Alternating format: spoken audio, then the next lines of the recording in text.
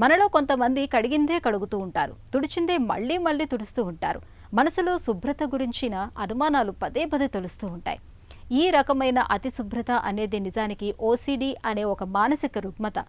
నిత్య జీవితాన్ని దుర్భరంగా మార్చే ఈ రకమైన లక్షణాల నుంచి బయటపడేందుకు యోగాసనాలు చక్కగా ఉపకరిస్తాయని చెబుతారు నిపుణులు. అతి శుభ్రత లక్షణాలను అధిగమించేందుకు ఉపకరించే యోగాసనాలు, వాటి సాధనలో మెలకువల గురించి ఇప్పుడు తెలుసుకుందాం.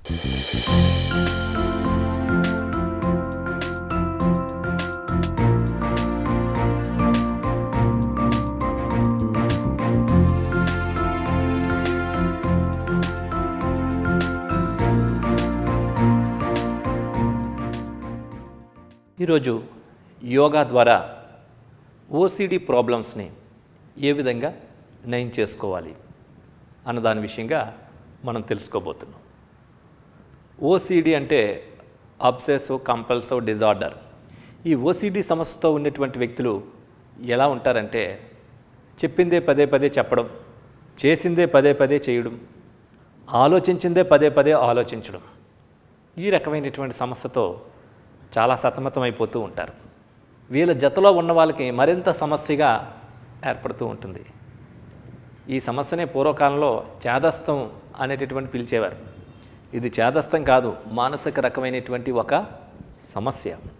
కొన్ని ప్రత్యేకమైనటువంటి ఆసనాలు, కొన్ని ప్రత్యేకమైనటువంటి ముద్రలు చేయడం ద్వారా శరీరంలో మనస్సులో ఉండేటటువంటి కిల్బిషాల్ని, సమస్యల్ని, మానసిక సందిగ్ధాలని, మానసిక ఒత్తిడిని తొలగించడంలో ఈ యోగా ఎంతో ముఖ్యమైనటువంటి పాత్ర పోషిస్తుంది. మరి అందులో భాగంగా ఇప్పుడు మనం తెలుసుకోబోతున్నాం పాదహస్తాసనం. ఈ ఓసిడి సమస్యలకి పాదహస్తాసనం చాలా అద్భుతంగా పనిచేస్తుంది. మరియు ధ్యానముద్ర.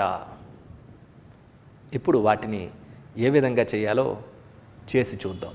ముందుగా పాదహస్తాసనం. ఈ ఆసనాన్ని నిలబడి చేసే స్థితి నుంచి చేస్తాం. పాదాలు రెండు జతలో ఉంటాయి. రెండు చేతులు శరీర ప్రక్క భాగాలు తాకించి ఉంచాలి. హెడ్ స్ట్రైట్గా ఉంటుంది, షోల్డర్స్ రిలాక్స్గా ఉంటాయి. ఇప్పుడు ఈ స్థితి నుంచి రెండు పాదాల మధ్యలో 2 లేక 3 అంగుళాలు గ్యాప్ ఉంచుకోవాలి. ఈ స్థితి నుంచి రెండు చేతులు బయట నిదానంగా శ్వాసను తీసుకుంటూ పైకి లేపుతూ, శ్వాసను పూర్తిగా తీసుకున్న తర్వాత శ్వాసను నిదానంగా విడిచిపెడుతూ ముందుకు వంగాలి. రెండు చేతులతో పాదాలను పట్టుకొని తలను ఎంత వీలైతే అంత ముందుకి ఆనించి ఉంచుకోవాలి.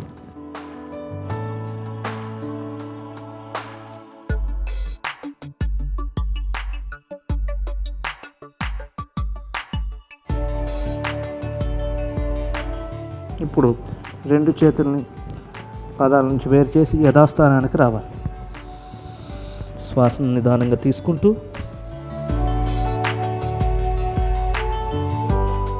ఇప్పుడు శ్వాసను విడిచిపెడుతూ హస్తాలను నిదానంగా క్రిందకి దించాలి.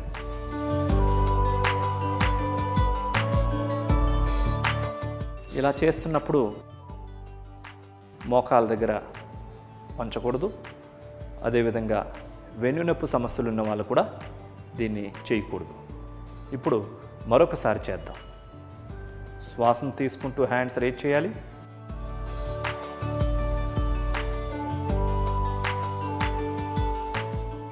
శ్వాసను విడిచిపెడుతూ ముందుకు వంగాలి.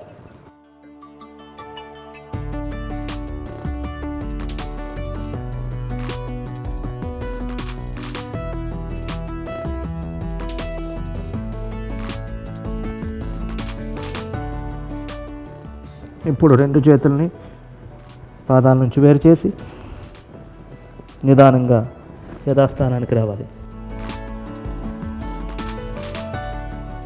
శ్వాసను తీసుకుంటూ హ్యాండ్స్ ఈ విధంగా తీసుకొచ్చిన తర్వాత శ్వాసను విడిచిపెడుతూ యథాస్థానానికి రావాలి.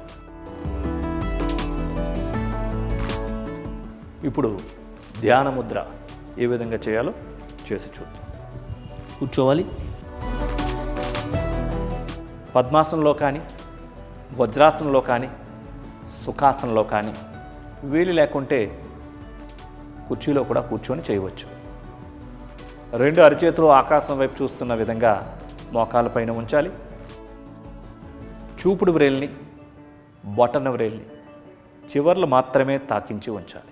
మిగిలిన 3 వేళ్ళు స్ట్రైట్గా ఉండాలి, ఒకదానికొకటి తాకుతున్న విధంగా ఉండాలి. షోల్డర్స్ రిలాక్స్గా ఉంటాయి, వెన్ను నిటారుగా ఉండాలి. ఈ స్థితిలో ప్రశాంతంగా కళ్ళు మూసుకొని పూరక, కుంభక, రేచక, శూన్యక నియమాలు పాటిస్తూ, నిష్పత్తిని పాటిస్తూ ప్రాణాయామం చేయాలి. Pranic breathing.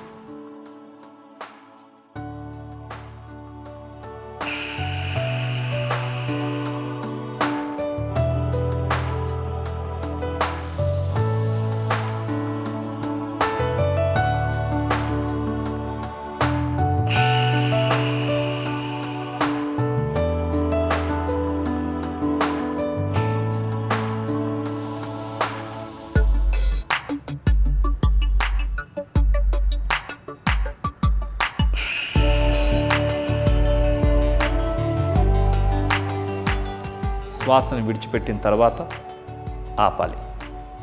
ముద్రను రిలీజ్ చేయాలి. చూశారు కదండి, ఈ పాదహస్తాసనాన్ని ప్రొద్దున్న సాయంత్రం 5 సార్లు చొప్పున చక్కగా సాధన చేసినట్లయితే మెదడుకి రక్త ప్రసరణ బాగా జరిగి మానసిక స్థిరత్వంతో పాటుగా మనస్సు కుదుట పడుతుంది. ఇకపోతే ధ్యానముద్ర. ఈ ధ్యానముద్రని రోజువారీ సమయంలో 45 నిమిషాలు చొప్పున ఈ ధ్యానముద్ర చేసినట్లయితే మైండ్ స్థిరంగా ఉంటుంది. కాబట్టి ఈ పాదహస్తాసనం, ధ్యానముద్ర చేసి ఈ ఓసిడి సమస్యల నుంచి పూర్తిగా నయం కావాలని మనస్ఫూర్తిగా కోరుకుంటున్నాం.